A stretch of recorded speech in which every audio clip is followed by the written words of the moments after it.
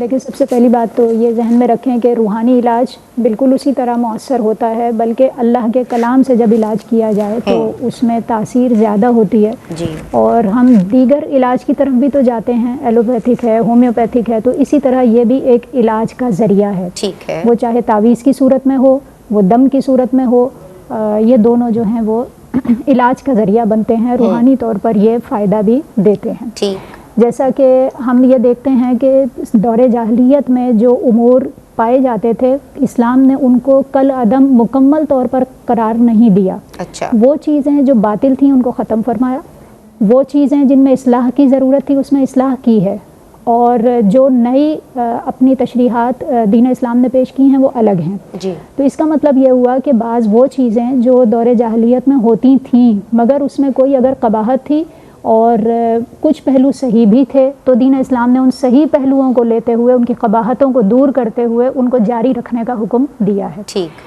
علاج جو دم کی صورت میں کروایا جائے وہ بھی اسی کیٹیگری سے تعلق رکھتا ہے۔ حضرت عوف بن مالک رضی اللہ تعالیٰ عنہ کی روایت اس پر دلالت کرتی ہے کہ نبی پاک علیہ الصلوۃ والسلام کی بارگاہ اقدس میں حاضر ہوئے اور عرض کیا کہ ہم دور جاہلیت میں دم کیا کرتے تھے، جی۔ اور اب اسلام کے بعد ان کا کیا حکم ہوگا، کیا ان کو جاری رکھیں؟ تو نبی کریم علیہ الصلوۃ والسلام نے ارشاد فرمایا کہ اگر میرے سامنے ان کو پیش کرو، اگر ان کے اندر کوئی قباحت نہیں ہوگی، کوئی کفریہ بات نہیں ہوگی، کوئی شرکیہ کلمہ نہیں ہوگا، تو ان کو پھر جاری رکھنے کا حکم دیا ہے۔ اچھا، صحیح۔ تو اس کا مطلب یہ ہے کہ دم اگر کیا جائے اور اس کے اندر کوئی کفریہ کلمات شامل نہ ہوں، یعنی جو دم کرنے والا ہے وہ کفریہ کلمات پڑھ کر دم نہ کرے، مجہول کلمات یعنی جن کے معنی ہی معلوم نہیں ہیں ایسے الفاظ شامل نہ کریں، تو اس صورتحال میں دم کی اجازت ہوتی ہے۔ اس روایت کی روشنی میں ہمیں یہ بات پتہ چلتی ہے۔ اچھا۔ دوسری بات یہ کہ دم یا کوئی بھی علاج از خود مؤثر حقیقی نہیں ہوتا، اثر رکھنے والی ذات اللہ پاک کی ہے۔ عقیدہ درست ہونا چاہیے کہ اگر کوئی بھی چیز اثر کرے گی تو وہ اللہ رب العزت ہی کے حکم سے اثر کرے گی۔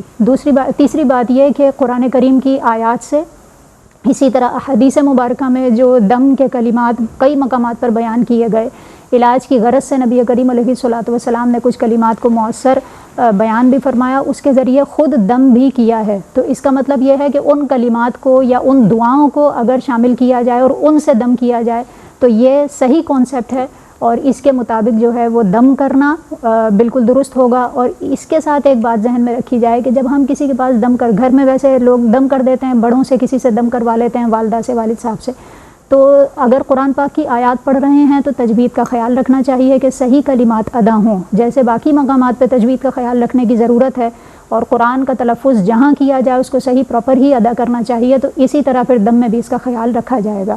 اگر ہم کسی شخص کے پاس دم کروانے کے لیے جا رہے ہیں، اس صورتحال میں پھر یہ ذہن میں رکھیں کہ اس شخص کا مسلمان ہونا ضروری ہے۔ ایک مسلمان غیر مسلم کے پاس دم کروانے یا کسی بھی قسم کے علاج کے لیے ہرگز نہیں جا سکتا۔ اچھا۔ یہ پہلے کنفرم ہونا چاہیے کہ ہم کسی مسلمان کے پاس دم کروانے کے لیے جائیں، متقی پرہیزگار ہو، تاکہ وہ کلمات جو ادا کرے تو اس کا اثر ہماری جو شخصیت ہے اس کے اوپر یا روحانی اعتبار سے ہمیں اس کے زیادہ فوائد حاصل ہو سکیں۔ ٹھیک ہے۔ ان باتوں کا خیال رکھا جائے تو دم مؤثر ہو جاتا ہے اللہ کے حکم سے۔ نبی پاک علیہ الصلوۃ والسلام کی بارگاہ میں بھی جب بیماری حاضر ہوئی، آپ علیہ الصلوۃ والسلام بیمار ہوئے تو حضرت جبرائیل امین نے آپ کو دم فرمایا۔ ایک روایت میں یہ بھی مذکور ہے کہ جب وہ لوگ جنت میں جائیں گے، بلا حساب کتاب جنت میں داخل ہوں گے کہ جنہوں نے یا جھاڑ پھونک وغیرہ نہیں کیا ہوگا، نہ کروایا ہوگا اور کامل اللہ کی ذات پہ بھروسہ کیا ہوگا، تو اس سے بھی مراد یہی ہے کہ ان کلمات میں شرکیہ چیزیں شامل نہ ہوں، یعنی ایسے دم نہیں کروائے جن میں شرکیہ چیزیں شامل تھیں۔ تو اگر وہ شرعی کرائیٹیریا پر پورا اترتا ہے تو اس دم کا کرنا بالکل جائز۔